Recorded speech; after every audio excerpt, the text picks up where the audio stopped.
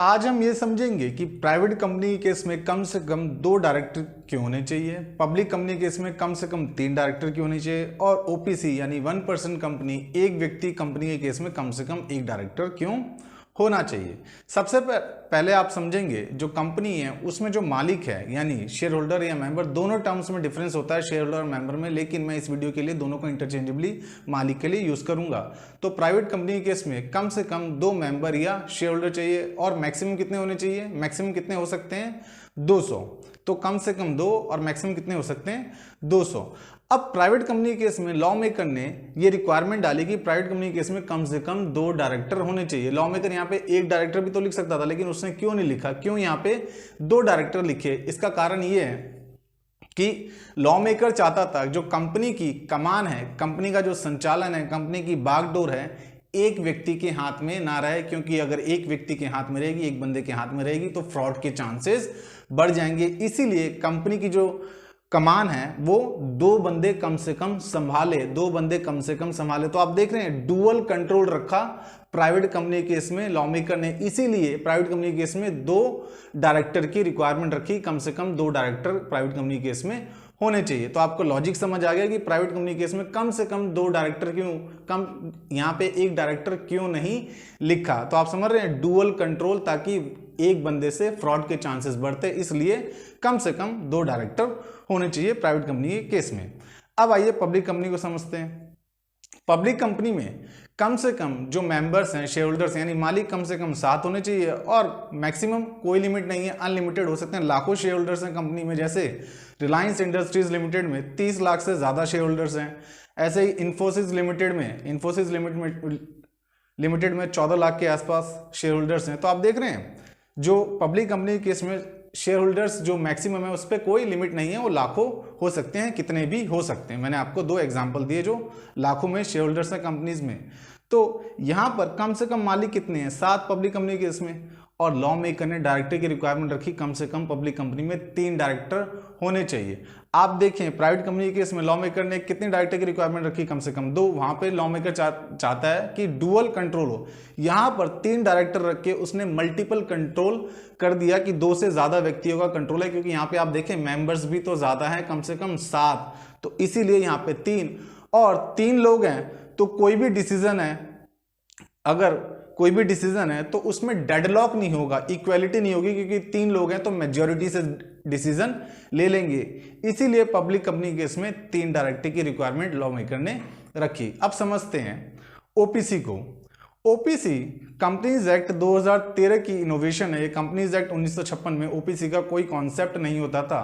Companies act 1956 में एक बंदा कंपनी नहीं बनवा सकता था, कम से कम 2 बंदे, प्राइवेट कंपनी के लिए कम से कम 2 बंदे चाहिए ना, तो प्राइवेट कंपनी तो बन सकती थी, लेकिन ओपीसी का कोई कॉन्सेप्ट नहीं था कंपनीज एक्ट 1956 में। लेकिन जब कंपनीज एक्ट 2013 आया तो इसने ओपीसी के कॉन्सेप्ट को इंट्रोड्यूस किया, जिसमें एक बंदा, मिनिमम और मैक्सिमम एक ही बंदा हो सकता है, एक ही बंदा मालिक हो सकता है, 100% शेयर होल्डिंग, 100% ऑनरशिप किसके पास होगी, उस एक बंदे के पास।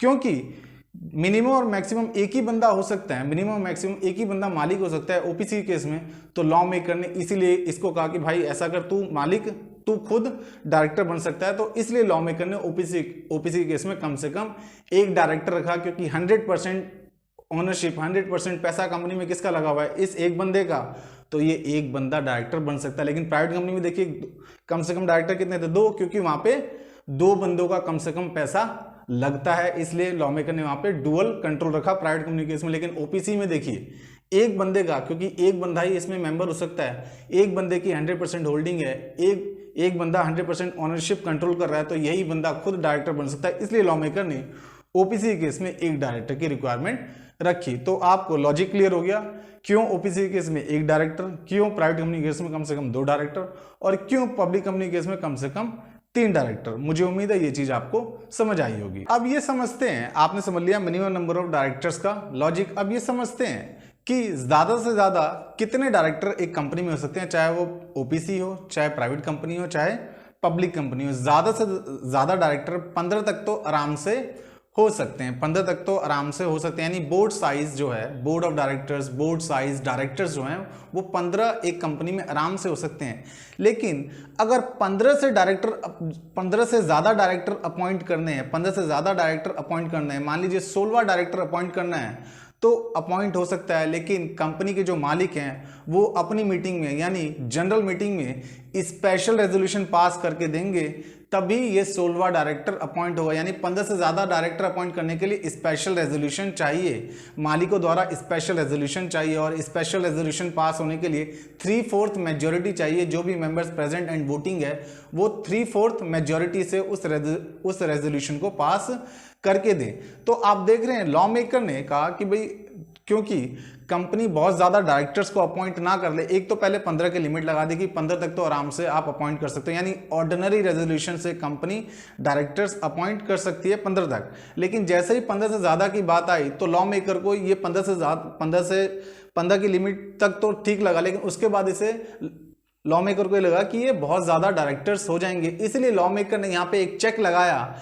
कि मेंबर्स को, मालिकों को ये शक्ति दी, मालिकों को ये पावर दी कि आप स्पेशल रेजोल्यूशन पास करके दो, तभी 15 से ज़्यादा डायरेक्टर एक कंपनी में अपॉइंट हो पाएंगे। स्पेशल रेजोल्यूशन कैसे पास होता है? 3/4 मेजॉरिटी से। तो ये देख रहे हैं लॉ मेकर ने चेक लगा दिया ताकि ज़्यादा ओवरलोडिंग डायरेक्टर्स की ना हो जाए, बहुत ज़्यादा डायरेक्टर कंपनी में अपॉइंट ना हो जाए। क्योंकि डायरेक्टर अपॉइंट होते हैं तो डायरेक्टर की रेम्यूनरेशन होती है, सिटिंग फी होती है, यानी कंपनी पे फाइनेंशियल बर्डन आता है। इसलिए लॉ मेकर ने सोचा कि 15 से ज़्यादा डायरेक्टर अगर कंपनी को अपॉइंट करने हैं तो कंपनी के जो मेंबर्स हैं, मालिक हैं, स्पेशल रेजोल्यूशन पास करके दें, तभी 15 से ज़्यादा डायरेक्टर अपॉइंट हो पाएंगे। आप ध्यान रखेंगे ये स्पेशल रेजोल्यूशन की रिक्वायरमेंट 2 कंपनीज पे अप्लाई नहीं होती, एक गवर्नमेंट कंपनी, सरकारी कंपनी, और एक सेक्शन 8 की कंपनी। इन 2 कंपनीज पे ये स्पेशल रेजोल्यूशन की रिक्वायरमेंट अप्लाई नहीं होती। बाकी लॉजिक जो इसका हम कभी और समझ लेंगे। तो ये तो आपको समझ आ गया कि minimum number of directors companies में कितने होने चाहिए और मैक्सिमम नंबर कितने हो सकते हैं। अगर उस मैक्सिमम से भी ज़्यादा जाना है तो फिर स्पेशल रेजोल्यूशन चाहिए। ये सब जो मैंने आपको बातें बताई ये कंपनीज एक्ट 2013 के सेक्शन 149 में लिखी हुई है। आप चाहे तो सेक्शन 149 को देख सकते हैं। ये जो बातें की ये तो हमने अपने देश के संबंध में की। अब समझते हैं दुनिया के और देशों की, वहां पर क्या रिक्वायरमेंट है डायरेक्टर्स के मिनिमम नंबर्स की। तो अगर आप बात करें जैसे न्यूजीलैंड की, तो न्यूजीलैंड में जो है कंपनीज एक्ट 1993 है, वहां पे कंपनीज एक्ट 1993 का सेक्शन 150 कहता है कि कंपनी में कम से कम एक डायरेक्टर होना चाहिए। यानी न्यूजीलैंड में कंपनी में कम से कम एक डायरेक्टर, हमारे यहाँ भी ओपीसी कम से कम एक डायरेक्टर चाहिए। यानी एक बंदा कंपनी बनवा सकता है ओपीसी और एक बंदा डायरेक्टर हो सकता है। न्यूजीलैंड में एक बंदा डायरेक्टर हो सकता है, यानी एक बंदा वहाँ भी कंपनी बनवा सकता है। सिंगापुर में चाहे प्राइवेट कंपनी हो चाहे पब्लिक कंपनी हो, सिंगापुरियन कंपनीज एक्ट 2006 है जो इस चीज को कहता है, उसका सेक्शन 145 कहता है कि कम से कम एक डायरेक्टर होना चाहिए कंपनी में, चाहे वो पब्लिक कंपनी हो चाहे प्राइवेट कंपनी हो। ऐसे ही ऑस्ट्रेलियन कॉर्पोरेशन एक्ट